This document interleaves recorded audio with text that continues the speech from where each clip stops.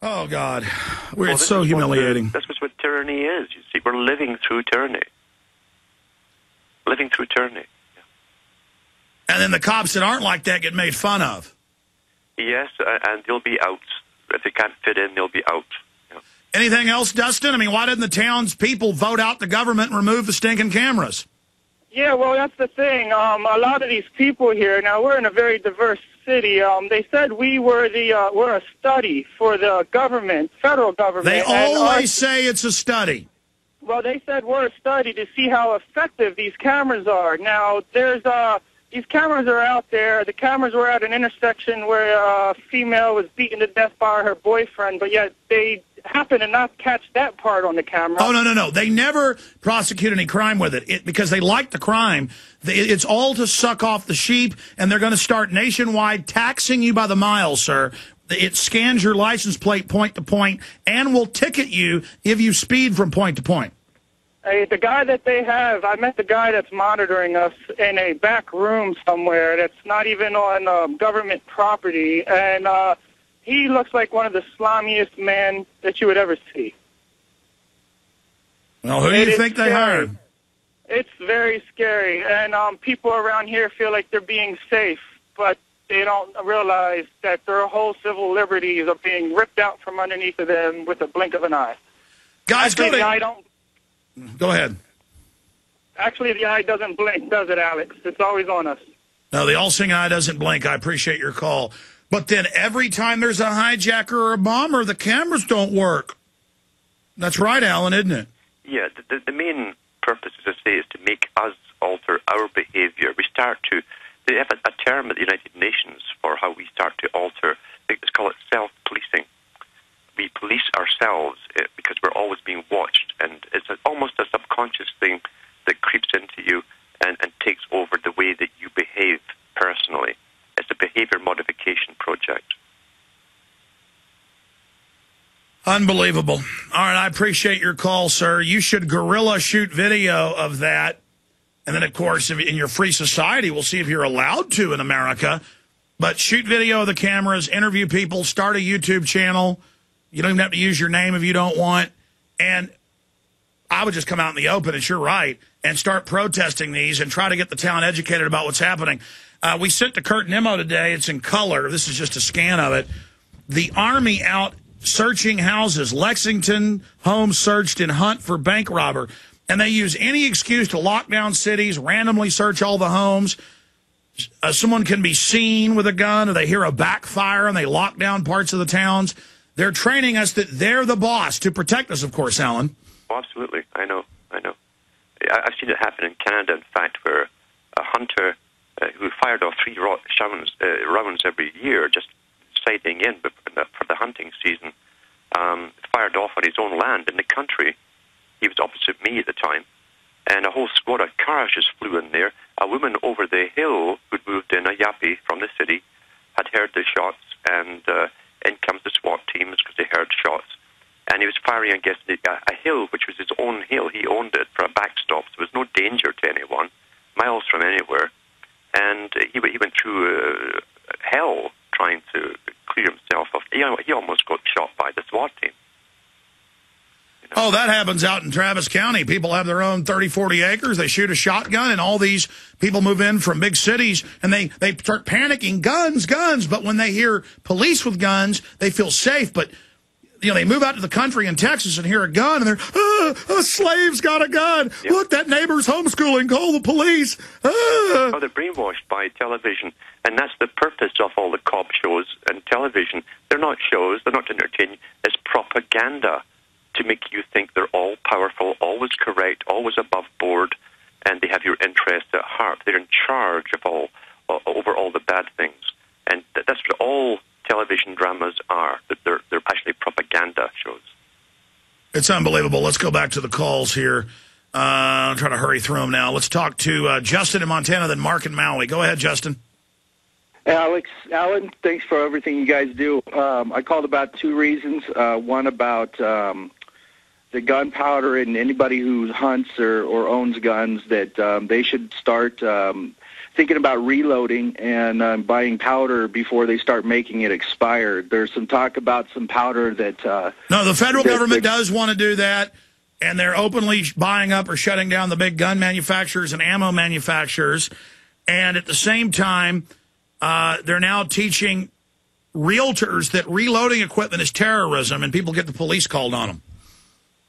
Yeah, absolutely. And the second thing I was following the story a couple days ago about this unmanned drones that the Houston Police Department's going to be using, and that they just tested here, I don't know if it was yesterday or the day before yesterday, unmanned drones for spying on citizens with high-powered cameras on them. I think the headline is unmanned UAV, Houston using unmanned UAVs. Oh, yeah. No, 2 years ago, they got an FAA approval. That's nationwide. And they're using CIA spy satellites for the environmentalists now. If you build a tiny shed on your property, I mean, it's just hell's being released. Well, it sure sounds like it, Alex. I just wanted to update you guys about that. Thanks again for everything you guys do.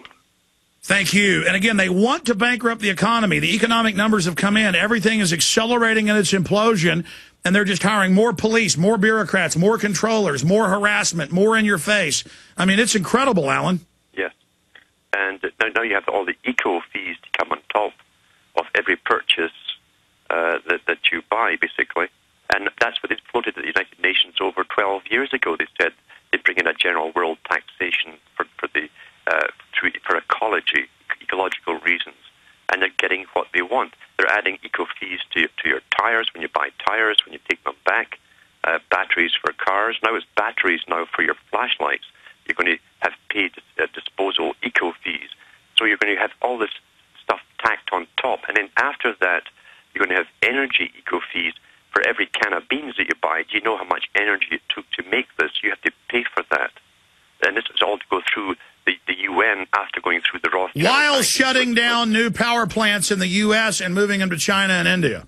Yes, and what gets me too is when Maurice Strong, one of the big players of the United Nations in the 1980s, he came in to privatize the electrical system for all of Ontario that was owned supposedly by the public. He did privatize it. He said at the time, we're not going to update the CANDU reactors that are built in Canada.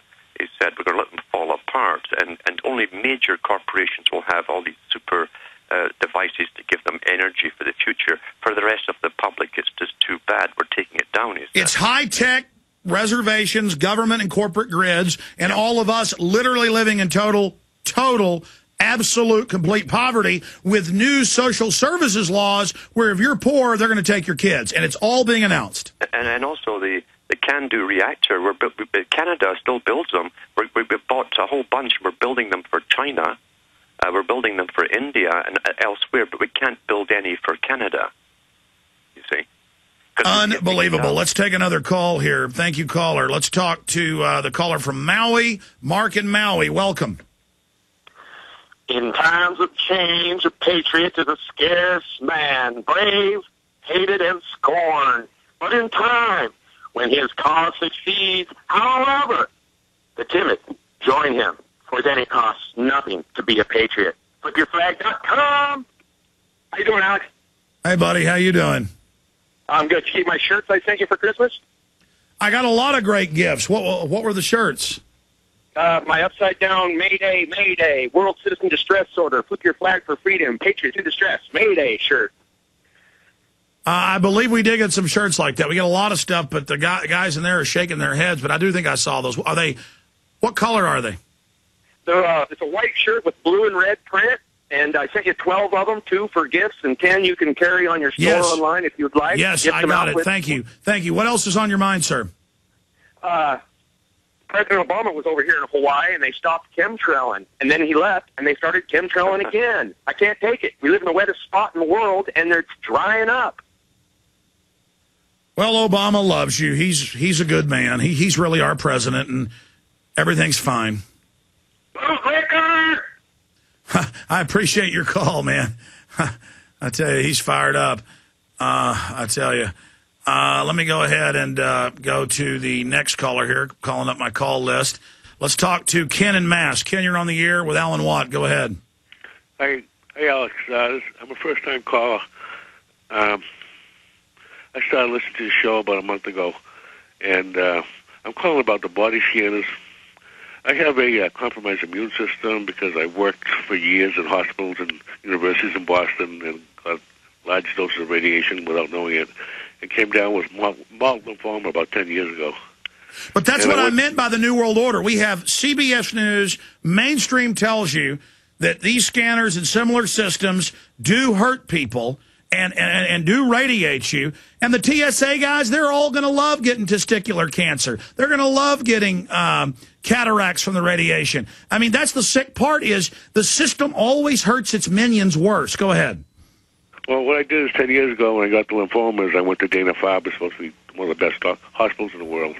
And they told me that if I took the chemo every 3 months, they'd try and keep me alive for 5 years. So I said, I don't want to be sick for 5 years and die. I'll skip the chemo. And now this is 10 years. I'm still doing pretty good. Oh, yeah, they would have sucked all the money out of you and killed you. Oh, yeah, they would have drained me. Yep. And